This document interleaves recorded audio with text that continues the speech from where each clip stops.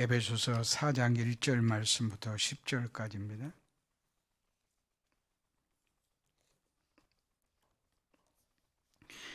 그러므로 주 안에서 갇힌 내가 너희를 권하노니 너희가 부르심을 받은 일에 합당하게 행하여 겸손과 온유로 하고 오래 참음으로 사랑 가운데서 서로 용납하고 평안에 매는 줄로 성령이 하나 되게 하신 것을 힘써 지키라. 몸이 하나요 성령도 한 분이시니 이와 같이 너희가 부르심의 한 소망 안에서 부르심을 받았느니라. 주도 한 분이시요 믿음도 하나요 세례도 하나요 하나님도 한 분이시니 곧 만유의 아버지시라. 만유에 계시고 만유를 통일하시고 만유 가운데 계시도다.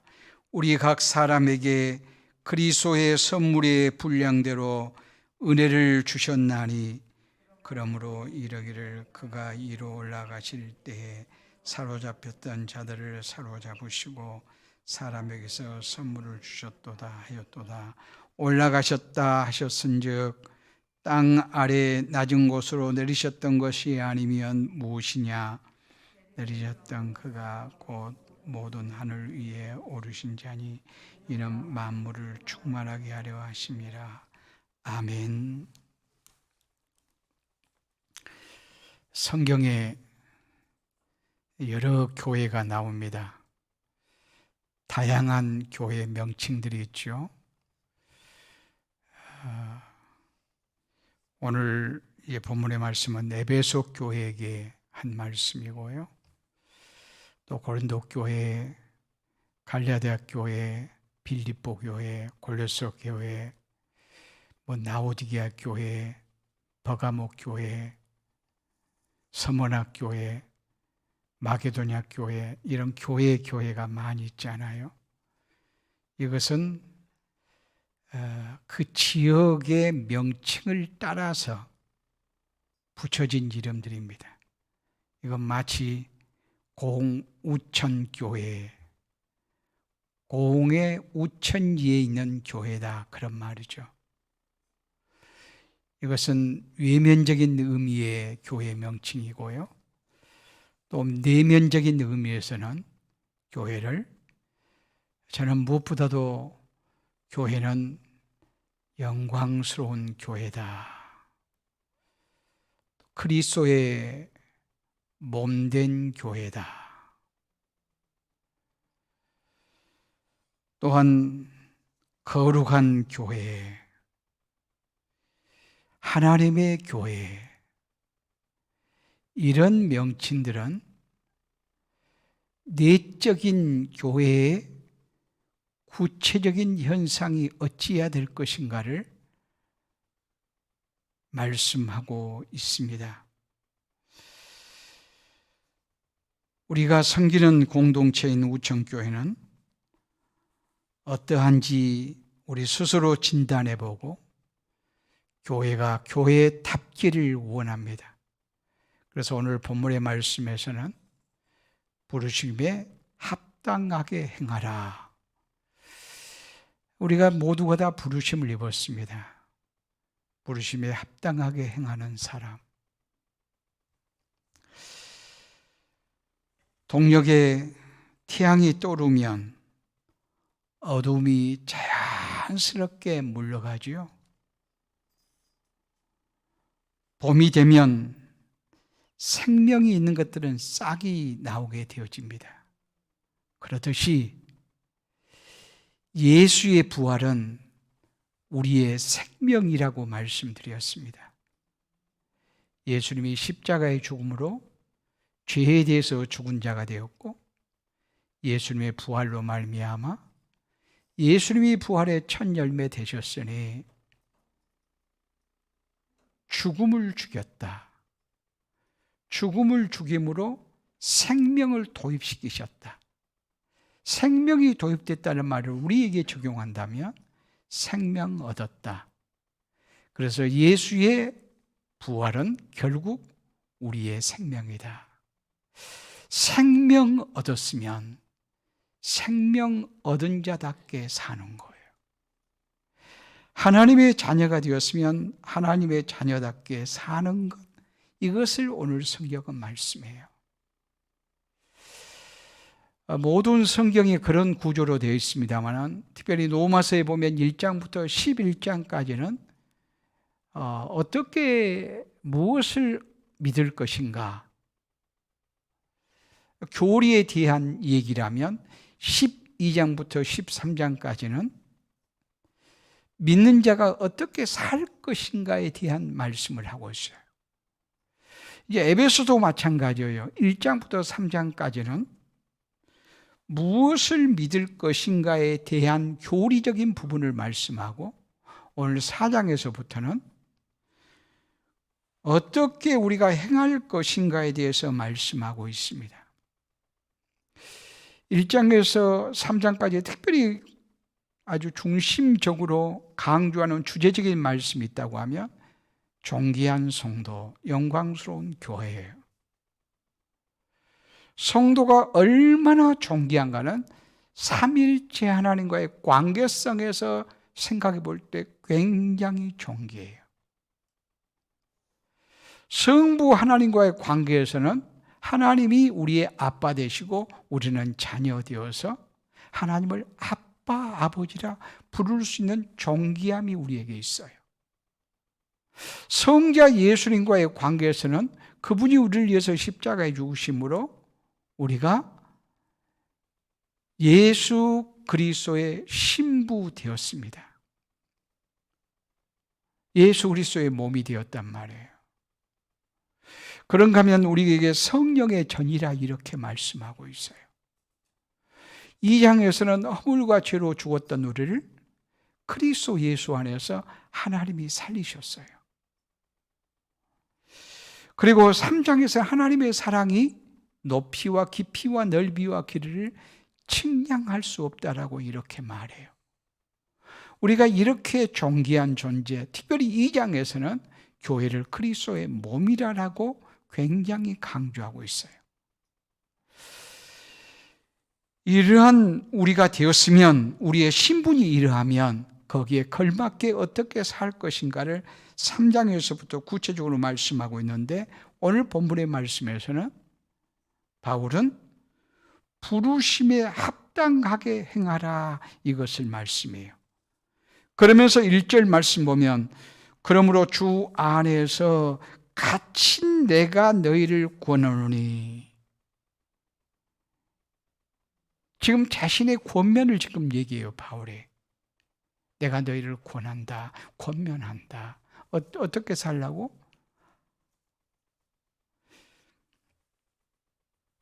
너희가 부르심을 받는 일에 합당하게 행하라고 내가 권한다. 내가 누구냐? 주 안에서 갇힌 나다. 이 말은 주님 때문에 주님을 증거하다가 감옥에 갇힌 내가 되었다 그 말이에요. 이 말은 먼저는 자신이 복음을 위해서 부름을 받은 자예요. 복음을 위해서 부름 받은 자로서 그 부름에 합당하게 행하여요. 합당하게 행하다가 감옥에 갇혀요. 감옥에 갇힌단 말은 생명도 아까워하지 않는다 그 말이에요. 그러니까 자신의 부르심이 복음이고 복음을 증거하는 일은 자신의 생명도 아까워하지 않는 심정으로 살다가 이렇게 감옥에 갇혔어요. 감옥에 갇힌 것까지도 조금 더 부끄러워하는 것이 아니라 오히려 자랑스럽게 생각해요. 그러면서 내가 이렇게 너희들에게 권면함으로 말미암아 너희들도 합당하게 행하라 이렇게 말씀하고 있는 것을 볼 수가 있습니다.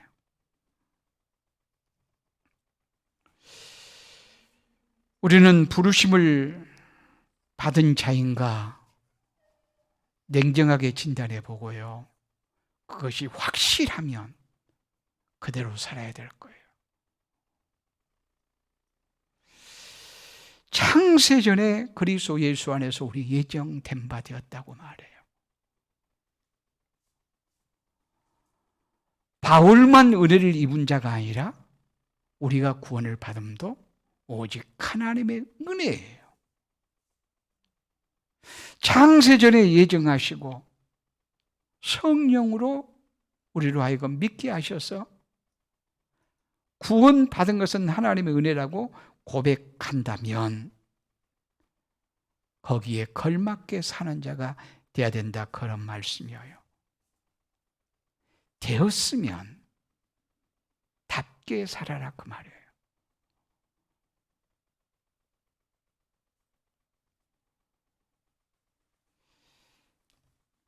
어떤 사람이 교수가 되었으면 교수다워야 되겠죠. 지식이 탁월해야 될 거고요. 또 잘 가르쳐야 될 거고요.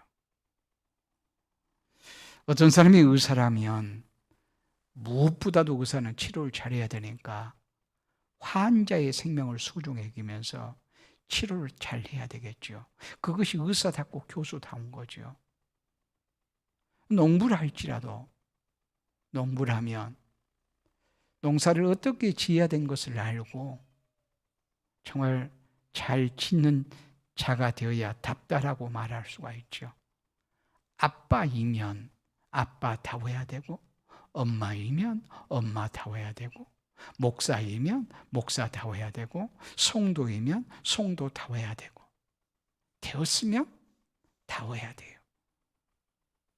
우리가 그리스도의 향기면 향기다워야 되고, 우리가 하나님의 자녀이면 하나님의 자녀다워야 되고, 성전이면 성전다워야 되고, 그리스도의 몸이면 그리스도의 몸다워야 되고, 우리가 되었다라고 하는 데는 신분적인 의미에서는 대단한 존재예요. 엄청난 존재예요. 우리의 존귀함과 영광은 세상의 말로 다 할 수 없어요. 그러면 그렇게 되었으면 우리가 풍성하게 살아야 될 것인데, 그러려면 어떻게 하는가? 다워야 돼요. 다워야 돼요. 오늘 본문에서는 그래야 될 것을 말씀하고 있어요. 그 전도폭발, 사랑의 교회, 남서울교회, 지구촌교회, 이런 교회가 중심이 돼서 한 30년 전부터 전도폭발이라고 하는 그런 교육이 있어요. 열심히 전도에 대한 교육을 받고 전도를 열심히 다니면서 전도하도록 하는 훈련이에요. 그 전도폭발 훈련을 한 4개월 받는데, 그 훈련을 받으면 딱 첫 시간에 동영상을 보여줍니다. 그 동영상이 무슨 동영상이냐면 나폴레옹이 프랑스의 아주 대단한 황제지요. 군인이면서 나폴레옹이 병사 중에 아주 어찌 보면 군인은 좀 남성스러워야 되잖아요. 용감성이 있어야 되잖아요. 군인 하면. 그런데 너무 내성적이고 여성적이고 너무 군인으로서는 좀 안 맞는 거예요. 아주 보통 소극적이 아니고, 그래서 그런 이 병사에게 나폴레옹이 물어요. 네 이름 뭐니? 이렇게 물어요. 그러니까 나폴레옹입니다. 그래요. 네 이름이 뭐라고? 나폴레옹입니다. 네 이름이 뭐라고? 그러니까 나폴레옹입니다. 나폴레옹이 누구죠? 프랑스의 지금 황제란 말이에요. 지금 자기가 지금 나폴레옹이란 말이야. 그 나폴레옹이라고 그러는 거예요. 그러니까 아주 정색을 하면서 나폴레옹이면 나폴레옹 답든지, 그렇지 않으면 이름을 바꿔 치워라. 아주 정색을 하면서 그렇게 말을 해요. 다워라, 그 말이에요. 다워라. 우리가 그리스도인이면 그리스도인 다워야 돼요. 성도이면 성도 다워야 된단 말이에요. 그것을 오늘 본문에서 말씀하고 있는데, 그것을 중요한 오늘 본문의 말씀에서 무엇에 대한 말씀이냐 하면 하나됨에 대한 말씀이에요. 여러 가지로 말씀할 수 있지만 하나 되어라. 하나 될 수밖에 없는 원인에 대해서 말씀해요. 2절 3절 말씀 보면 평안에 매는 줄로 성령이 하나 되게 하신 것을 힘써 지키라 말씀하고, 너희가 반드시 하나 되어야 될 원인, 근본이 뭐냐? 하나 될 수밖에 없는 존재인데, 왜냐? 몸이 하나요 성령도 한 분이시요 너희가 한 소망을 가지고 있고 주도 한 분이시요 믿음도 하나요 세례도 하나요 하나님도 한 분이시요 모든 것이 하나지 않느냐? 한 하나님을 섬기고 있고 한 주를 섬기고 있고 한 세례를 받아 있고 한 성령으로 말미암아 살지 않느냐? 그렇다면 교회 공동체가 너희가 하나여야지. 아주 강력하게 어필하고 있습니다.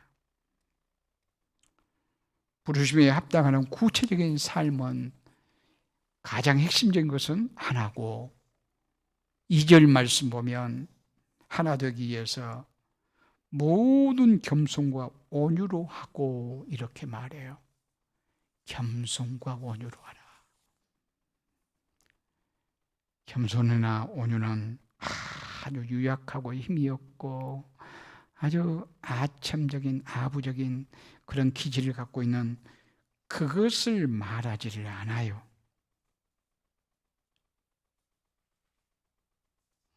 우리는 그냥 순하고 그냥 유하고 그냥 굽실거리고 그저 좋은 말만 하고 이런 사람을 겸손이나 온유로 생각하면 이건 착각이에요.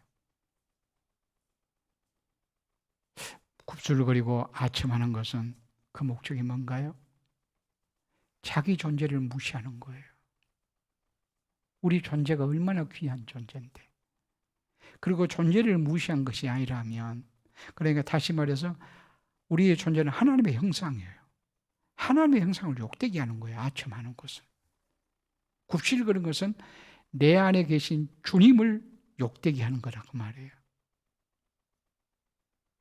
그리고 이 아첨하는 자들의 모습을 보면 자기의 어떤 유익을 얻기 위한 수단으로 아첨을 해요. 이 칭찬과 아첨은 전혀 다릅니다. 칭찬이라고 하는 것은 상대방에게 좋은 것 있는 것을 발견해서 있는 그대로 얘기하는 거예요. 그래서 내가 저 사람을 칭찬해 주면 그 사람은 고마워해요. 그러면서 더 잘하게 되어줘요. 더 잘하게. 그러니까 그러면서 관계성은 더 아름답게 만들어요.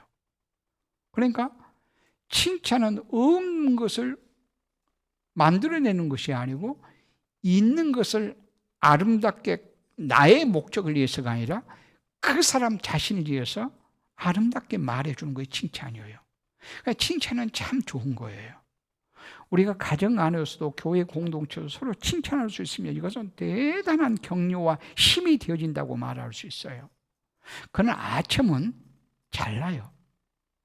아첨은 사실에 근거한 것이 아니라 그저 저 사람을 위한 것도 아니고 나의 어떤 욕심을 채우기 위한 수단으로, 방법으로 아첨을 하는 거예요. 그러니까 칭찬은 어찌 보면 나를 위해서가 아니라 저 사람 자신을 위해서예요. 그러니까 저 사람 자신을 위하니까 칭찬은 나의 겸손이에요. 어떻게 보면 아름다움이에요. 그런데 아첨은 사실에 근거하지도 않는데 저 사람에게 아주 아름답게 좋은 말을 해줘서 저 사람에게로 하여금 내가 무엇인가 유익을 얻고자 하는 내 욕심을 채우고자 하는 수단과 방법으로 하는 거라 그 말이에요.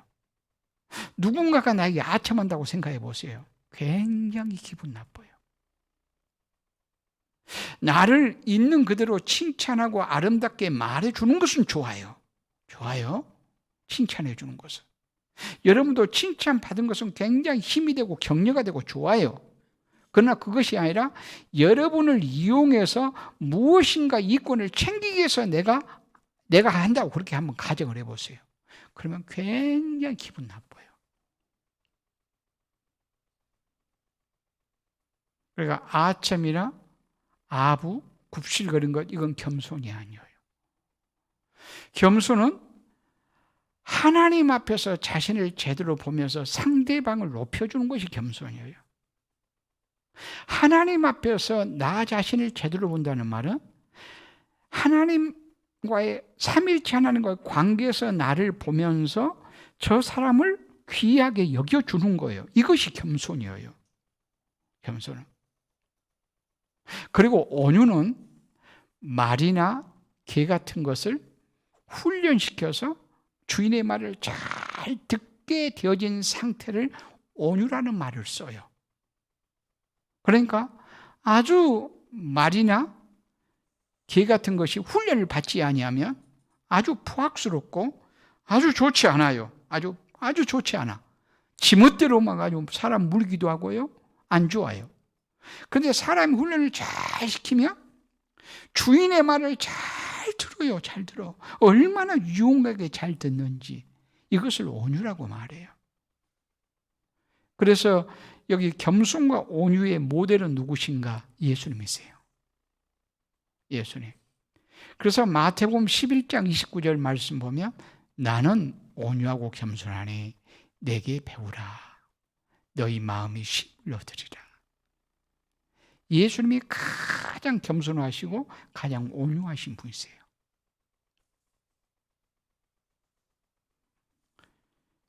이것은 곧 온유와 겸손은 하나님을 높이고 자신의 피진물됨을 정확하게 자신을 파악함과 동시에 상대방을 높여 세워주기 위한 목적으로 하는 거예요.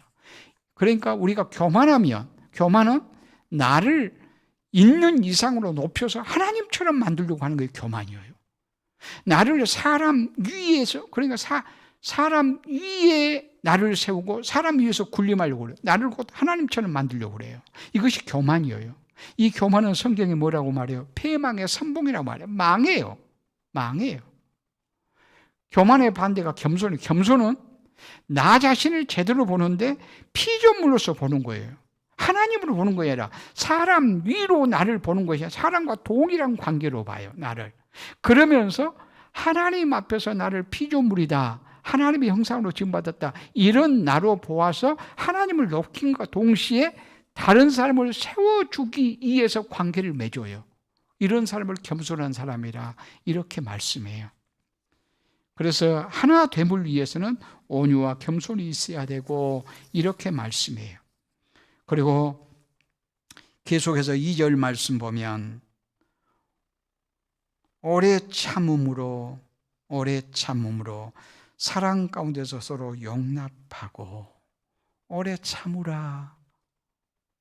성경에 오래 참으란 말씀은 참 많이 나와요. 성령의 열매가 사랑이죠. 사랑 가운데 오래 참음이 포함돼요. 그런데 또 오래 참음을 얘기해요. 갈라디아서 5장 22절 말씀 보면 사랑의 열매는 성령의 열매는 사랑과 희락과 자비, 양성, 오래 참음. 사실은 오래 참음이라는 것은 사랑 안에 들어가요. 그런데 또 별개로 오래 참음을 얘기하기도 해요. 오래 참음이 사랑 안에 들어간다는 말은 무슨 말인가? 어디에서 근거할 수 있느냐 하면 고린도전서 13장을 사랑장이라고 말해요. 그런데 사랑은 오래 참고부터 시작해요. 사랑의 특성이 뭐냐? 사랑하는 구체적인 모습이 무엇으로 드러나느냐? 사랑한다며 네가 사랑하면 이래야지. 무엇으로? 오래 참는 것으로 드러나는 거야. 가장 먼저가 오래 참음이에요. 거기에 사랑은 오래 참고 성내지 아니하며 모든 것을 참으며 모든 것을 견디느니라. 모든 것을 참으며 모든 것을 견딘다. 이거 전부 다 참는다는 말이에요. 참는다는 말은 뭐가 포함될까요? 고통이 감수돼요. 참는 것은 쉽지 않아요. 그래서 사랑의 특성 가운데 가장 많이 나와 있는 것이, 가장 먼저 나와 있는, 그러면서 먼저 나와 있는 것이 사랑은 오래 참고, 이렇게 말한 것 같아요. 우리가 참기가 쉽지 않아요. 어려워요. 그러니까 참는 것이 쉽지 않고 어렵기 때문에 참는 것은 고통을 감수해야 돼요. 참으려고 하니까 너무 고통스럽네, 너무 힘드네, 그래요. 그러다 보니까 막 스트레스도 받아요. 그래도 사랑하면 참으라. 그래서 성령의 열매라고 이렇게 말씀하는 거예요. 이럴 때 하나가 돼요. 우리가 하고 싶은 말 다 해버리면 하나가 안 돼요. 어떤 사람은 이 말도 저 말도 이 말도 저 말도 막 하고 싶을 때가 있어요. 물론 내가 병이 되기까지 하는데요, 그러지는 않으면 좋겠어요. 병이 안 되려면 너무너무 참기 힘들다 그러면 자기보다 훨씬 더 신앙이 성숙한 사람하고 얘기하세요. 자기보다 신앙이 약한 사람하고 막 못 참고 막 얘기해버리면 그 사람이 내게 도움도 못 줄 뿐만이 아니라 그 사람 상처만 받아요. 그러니까 내가 너무너무 마음이 상하고 화가 났어요. 그리고 여러분에게 막 토해내버렸어. 그러면 여러분이 별로 저를 못 도와줘요.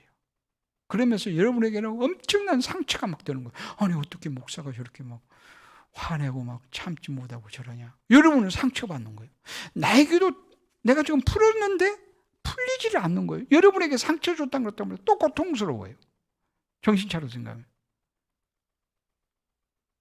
그러면서 또 이제 반대로 생각하면 여러분이 너무너무 고통스럽고 힘들고 그렇다 그러면 저분은 나보다 어떻게 봐도 신앙이 훨씬 더 성숙한 사람이야.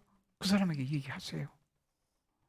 그러면 여러분은 풀어버려서 좋을 수 있고, 또 그 사람이 나보다 훨씬 더 성숙했으니까 그 사람이 나에게 위로의 말을 한마디라도 할 거란 말이에요. 여러분을 인정해 줄 거란 말이에요. 그리고 고통스러운 말 하면 그 말이 다 의미가 있어요. 틀린 말이 아니에요. 여러분이 누구든지 막 화가 나고 너무 고통스럽다, 그래서 화내도 고통스럽다, 그 가만히 보세요. 의미가 있어요. 그러면 고개 끄덕여주고 의미 있다고 인정해주고 한마디 위로해주면 그 사람의 큰 힘이 되는 거예요. 그러나 원리적인 것은 뭐냐? 사랑은 오래 참는 거다. 그리고 서로 용납하며 라고 말했어요. 용납한다. 받아준다 그 말이에요. 받아주려면 어떻게 해야 될까요? 저 사람의 입장을 이해해야 돼요. 저 사람의 입장을 이해 못하면 내가 용납이 안 돼요. 어떻게 인간이 저럴 수 있냐? 그렇게만 생각되어져요. 근데 그래, 인간이기에 그럴 수 있어. 받아주는 그러니까 그 사람 입장에 서서 이해를 한번 해보는 거예요. 그러면 용납이 되는 거예요. 그 사람이 옳다라는 말이 아니에요. 잘한다는 말이 아니에요. 그러나 저 사람이 옳지 않고 잘못하고 있어도 이해는 된다 그 말이에요. 이해는. 그러면서 왜? 나도 그런 존재거든요. 그래서 2장에서 성전이 되어가고 이런 말씀 있잖아요. 이 말은 우리가 원리적인 면에서는 예수님이 우리 안에 계심으로 성전 되었어요. 성전이죠. 우리가 이 공동체가 성전이에요. 그러나 또 되어가고 있다. 지어져 가고 있다 그 말이에요. 지어져 가고 있어요. 되었고 되어져 가고 있어요. 그러면 되어져 가고 지어져 가면 그 말은 무슨 말이에요? 공사 중이다 그 말이에요. 그러니까 저 사람만이 아니라 나도 공사 중이다. 항상 이 사실을 알고 있어야 돼요. 우리가 집 짓는 데 보면 이제 특별히 도시에 가면 그 번화가에도 빈 땅 있으면 집을 짓잖아요. 건물을 짓잖아요. 그러면 필수적으로 있는 것이 있어요. 공사 중, 불편을 드려 죄송합니다. 이 표지판이 있어요. 그러면 지나가는 사람이 어쩌죠? 공사 중이구나. 저 사람 공사 중이니까 좀 불편해도 내가 이해해야지. 다 그래요. 공사 중이라고 붙여놓자마자 막 화를 내고 그런 사람이 거의 없어요. 거의 없어요. 특별한 사람을 빼고는 거의 없어요. 공사 중이라 불편을 들어 죄송합니다. 그렇게 하면 양해를 해줘요. 이해를 해줘요. 용납해요. 그래서 우리는 모두가 다 저 사람만이 아니고, 저 사람은 뭐 두말 할 것도 없고, 나도 공사 중이에요. 나도. 그러면서 우리는 용납해야 돼요. 그러면서 오늘 본문의 말씀이에요. 성령이 하나 되게 하신 것을 힘써 지켜라. 하나됨이 얼마나 소중한 줄 아냐. 성령이 하나 되게 하신 것을 그렇게 말해요. 그러니까 교회란 본질적인 면에서 하나예요. 성령이 하나 되게 했어요. 그런데 힘써 지키라고 말해요. 깨버리기가 쉽다 그 말이에요. 힘쓰지 않으면 안 된다 그 말이에요. 우리가 하나님의 자녀 되었어요. 예수님이 우리 안에 계세요. 그러니 지난 시간에 얘기한 대로 예수 믿기 전에는 우리가 가만두면 죄만 생산되어진다면, 예수 믿으면 이제는 가만히 있어도 선함이 계속해서 생산돼야 맞아요. 옛날에는 악함이 내게서 나왔다면 이제는 선함이 나와야 돼요. 근데 이 선함이 나오기까지는 많은 훈련이 필요해요. 많이 필요해요. 그래서 오늘 또 성령이 하나 되게 하신 것을, 성령이 하나 되게 했어요. 그런데 어떻게 하라고요? 힘써 지키라고 말해요. 힘써서 지켜야 돼. 가만히 있어도 되는 것이 아니라 힘써서 지켜져야 되는 거야. 교회 공동체 하나 되는 것은 너무 소중해요. 특별히 하나됨의 역사. 그렇다고 해서 하나라고 해서 무조건 좋은 것만은 아니에요. 무조건 좋은 것만은. 성령이 중심이 되어 하나 돼야 돼요. 무조건 좋은 것만이 아닌 것을 무엇을 보면 알 수 있는 줄 알아요? 창세기 11장 바벨탑 사건을 보면 알 수 있어요. 11장 4절 말씀을 보면 이런 말씀이 있어요. 자, 11장 4절 다 같이 한번 읽어볼까요? 다 같이 시작.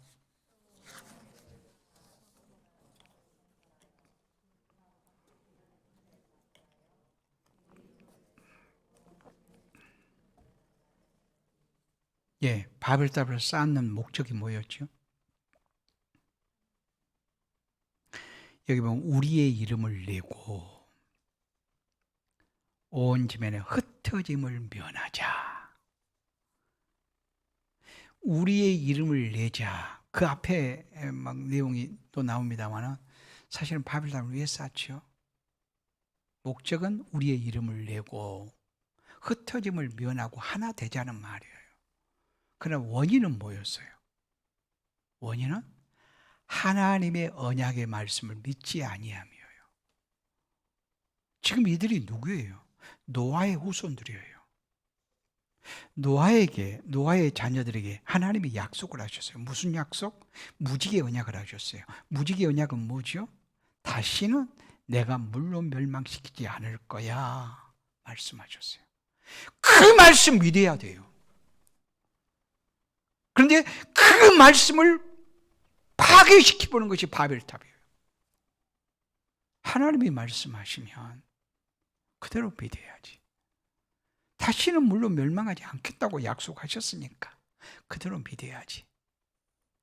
그 말씀을 믿지 못함으로 불순종을 해요. 그래서 바벨탑 쌓아요. 쌓는 목적이 뭐라고요? 우리의 이름을 내고. 이게 교만이에요. 하나님의 이름을 내야지 왜 우리의 이름을 내요? 내가 얼마나 위대한가, 얼마나 대단한가, 얼마나 유명한가, 얼마나 우월한가, 이것을 내자고 하는 거예요. 곧 이것은 하나님 되고자 하는 거예요. 하나님 되고자. 이게 교만이고 이게 타락이에요. 그리고 흩어짐을 면하자고 해요. 흩어짐을 면하자, 이 말의 의미는 뭐죠? 우리 하나 되자 그 말이에요. 그 의미는 굉장히 좋죠. 얼마나 좋아요. 우리 흩어지지 말자. 우리 정말 하나가 되어서 이제 잘 살아보자. 좋은 것 같아요. 그러나 하나님 없이요. 하나님을 떠나요. 이것은 비참함이에요.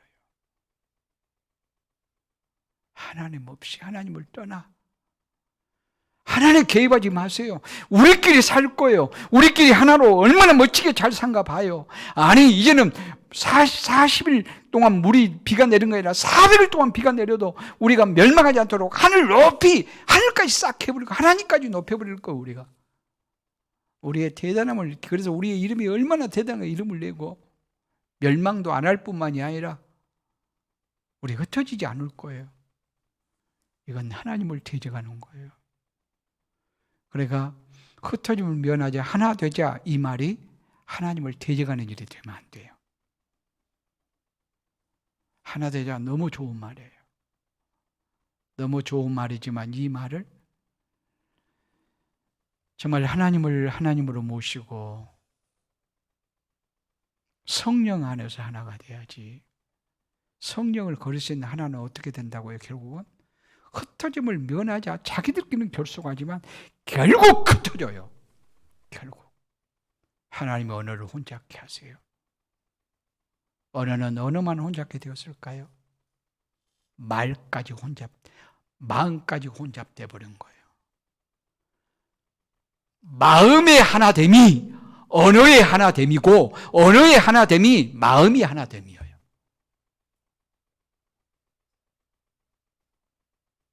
그러니까 언어만 틀렸다고 한번 가정해 보세요. 언어만 흩어졌다고 한번 가정해 보세요. 마음이 통하면 일할 수 있어요. 일할 수 있어요. 언어가 안 맞다는 말은 다 버버리 됐다는 말이잖아요. 어떻게 보면 다 버버리 됐어요. 버버리 되면 일 못한가요? 마음이 통하면 할 수 있잖아요. 마음이 통하면. 말을 못하는 우리 전부 다 말을 못한다고 가정해 봅시다. 그래도 마음이 통하면요 일해요. 일할 수 있어요. 근데 바벨탑을 쌓은 얘기를 할 수가 없어서 이것은 마음까지 다 흩어져 버렸다고 말해요. 그럼 밑에서 그리고 벽돌을 가져와 그렇게 하면은 아무로 할 수도 있잖아요. 벽돌. 그러면 마음이 또 웃으면서 일을 하는 거예요. 웃으면서 그래 이렇게 하고 물을 가져가 물통 이렇게 하면서 물 이렇게 가져오라고 하면 또 이제 마음이 통하면 웃으면서 마음이 통하면 너 지금 물 가져왔는데 물이 아니잖아. 그럼 그래도 웃는 거예요. 그래도 웃는 거예요. 웃으면서 아니고 아니다는 이렇게 표시하면서 또 물 가져오도록 하면 일이 되어지잖아요. 근데 모른다고 이제 화가 나는 거예요. 뭐. 마음이 계속 갈라지는 거예요. 이 바보야, 내가 지금 물 가져오라 했지 무슨 벽돌을 가져오라고 했냐. 혼자만 알아요. 혼자만. 언어를 모르거든요. 상대방이. 바벨탑 사건은 단순한 언어의 혼잡 정도 아니라 갈기가 다 찢어졌어요. 이것이 언제 하나가 됐어요? 언제 언어가 하나 됐죠? 오순절 성령 강림으로 하나가 됐어요.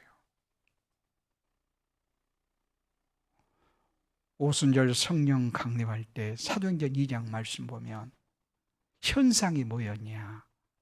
방언이었어요. 근데 이 방언이 어떤 방언이냐? 방언이라는 것은 뭐냐면 서로 알아듣지 못한 것이 방언이잖아요. 알아듣지 못하는 것이. 나는 한국말인데 여기에 일본 사람이 있다거나 중국 사람이 소련 사람이 있으면 몰라 알아먹을 수 없어요. 그러면 그 사람들이 나에게 뭐라면 저 방언하네 그렇게 말해요. 대화가 안 통하는 거예요. 이게 방언이에요. 근데 사도행전 2장의 방언은 언어가 통하는 방언이에요. 사도행전 2장 8절 말씀 한번 볼까요?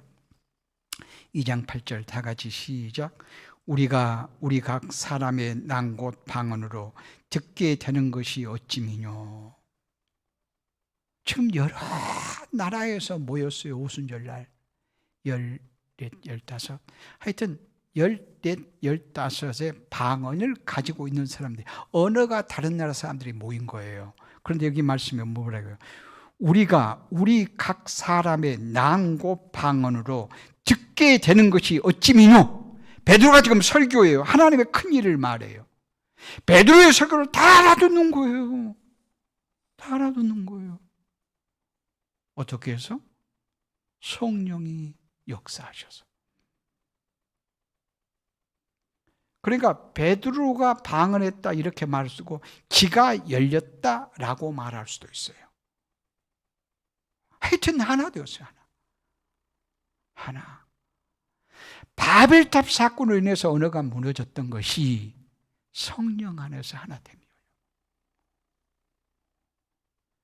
이것은 장차 완성될 하나님의 나라, 그때 온전히 하나 될 것에 대해서 예표적인 사건으로 말씀하신 거예요. 그러니까 하나됨이 곧 하나님 나라 천국이다 그 말이에요. 오순절 사건은 하나됨, 곧 이 모습이야말로 하나님의 나라 천국의 현상이야 이것을 말해요. 그래서 그 교회는 오순절 예루살렘 교회는 가난한 자가 대부분이었어도 부자는 몇몇 사람이었지만 있는 자가 자기의 것을 팔아서 사도들의 발 앞에 두면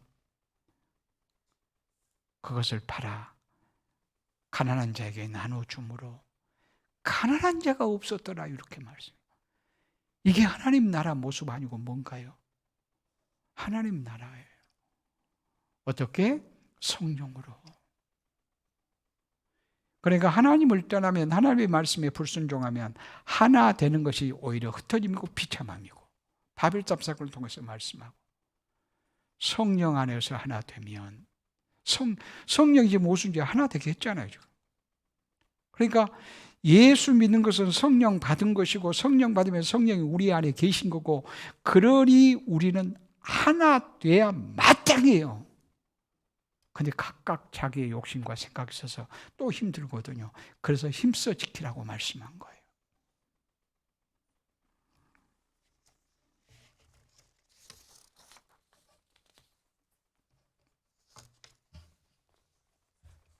잠언 17장 1절에 그렇게 말씀해요.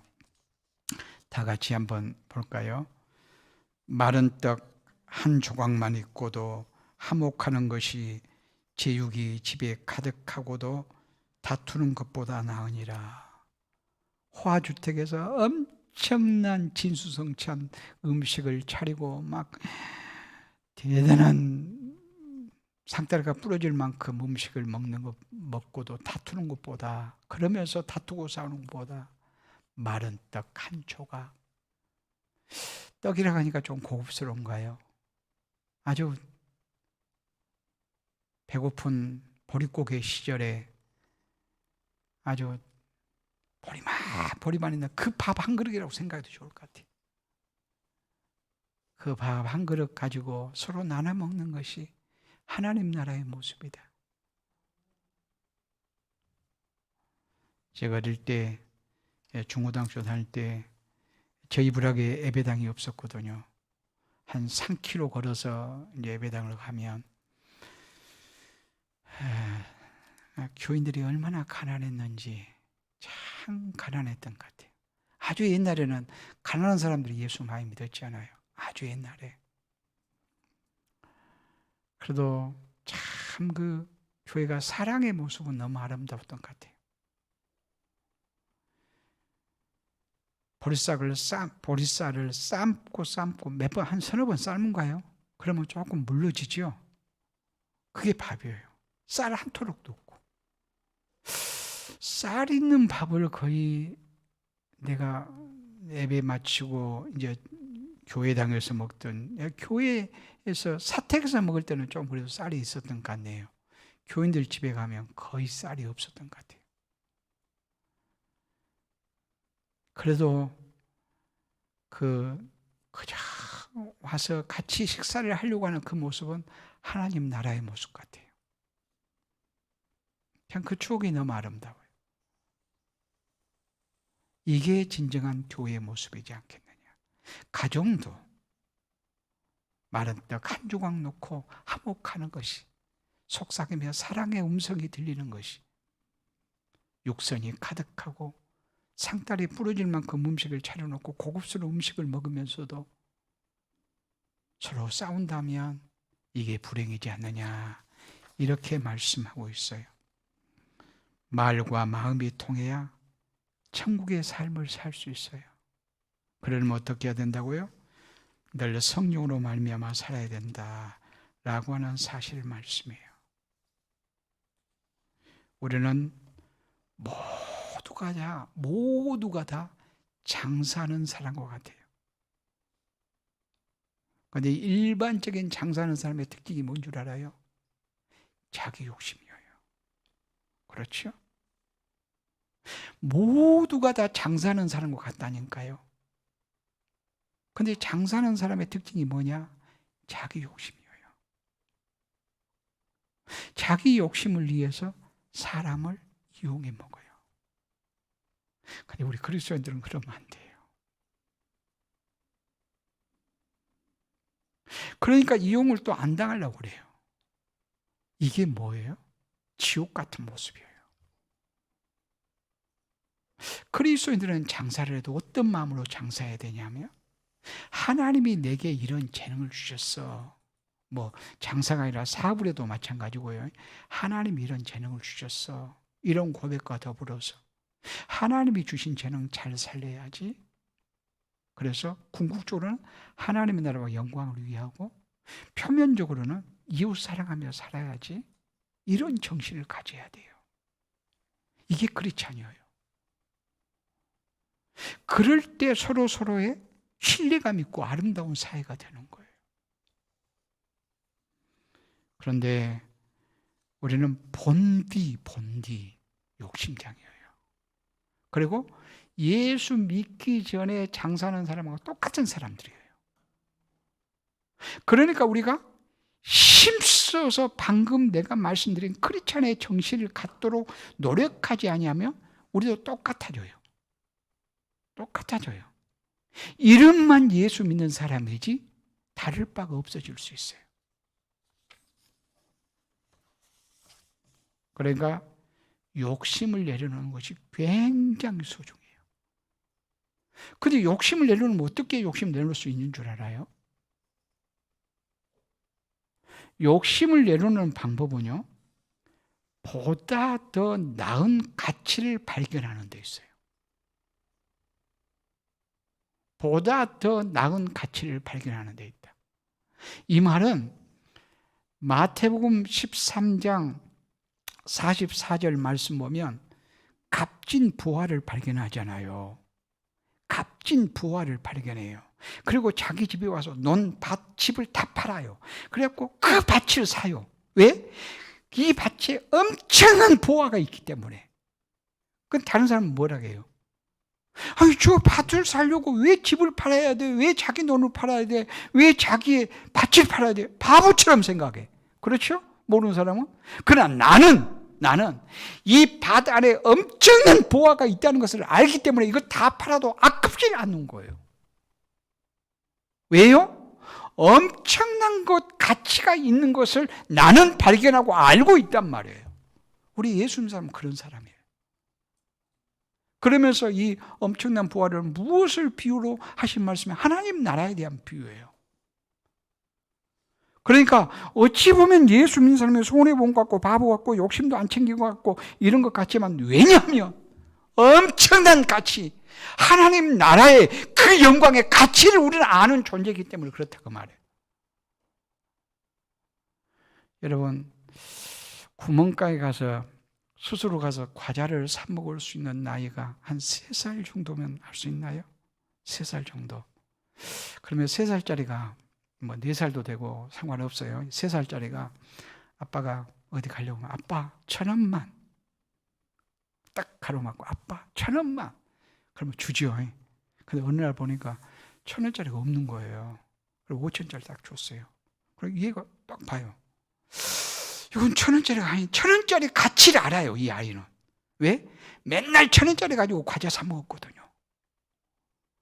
1,000원짜리 가지고 가면 구멍가게에 가서 내가 뭔가 사 먹을 것이 이것도 있고 이것도 있고 이것도 있고 이것도 있는 걸 알아요.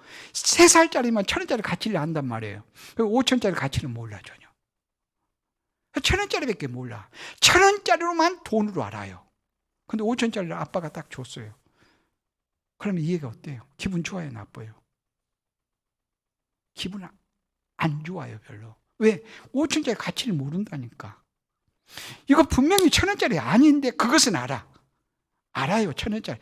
왜냐하면 1,000원짜리 가치가 되다는 것을 아니까. 이건 돈 아니고. 그런데 아빠가 빙긋이 웃고 있어. 이 애가 딱 아빠를 딱 쳐다보니까 아빠가 빙긋이 웃어. 웃으니까 이 아이의 마음이 아빠가 지금 나고 장난하냐? 기분 나쁘다? 그러면서 던져버려. 5천원짜리 던져버리면서 아빠 1,000원 그러는 거예요. 왜 그러죠? 이 아이는 1,000원짜리 가치밖에 모르니까 그래요. 근데 만약에 금방 3살짜리라고 그랬어요. 10살짜리는 어떨까요? 만약에 5천원짜리 주면 아빠 1,000원만 그랬는데 5천원짜리 줘요. 그러면 이 아이는 어떠죠? 이야, 우리 아빠 너무 멋있다. 아빠 너무 고마워. 그런단 말이에요. 왜? 5천원짜리 가치를 알기 때문에 그러는 거예요. 그렇죠? 근데 1,000원짜리 가치밖에 모르는 이 3살짜리는 돈으로 여기지를 않아. 5천원짜리를. 왜? 다르거든. 아빠가 지금 이 아이의 마음속에 그 거짓 화폐를 지금 중으로 생각하는 거예요. 아빠가 지금 나를 지금 우습게 여겼다. 지금 아빠 지금 웃고 있는 거 봐라 지금. 그런단 말이에요. 왜? 가치를 모르니까 그래요. 우리 하나님 나라의 가치를, 천국의 가치를 모르면 우리의 욕심을 내려놓을 수가 없어요. 우리가 성령으로 하나 돼야 되고 성령의 사람인 것이 얼마나 영광스러운 걸 알고, 내가 욕심을 챙기려고 하는 것이 그건 지극히 세속적이고 정말 별거구나, 이걸 알면 그걸 내려놓을 수 있어요. 우리 하나님 나라의 가치를 알고 거기에 붙잡혀서 정말 그렇게 살아가면 공동체가 얼마나 아름답겠어요. 개인적으로도 되었으니 닦게 살면 얼마나 존귀하겠어요.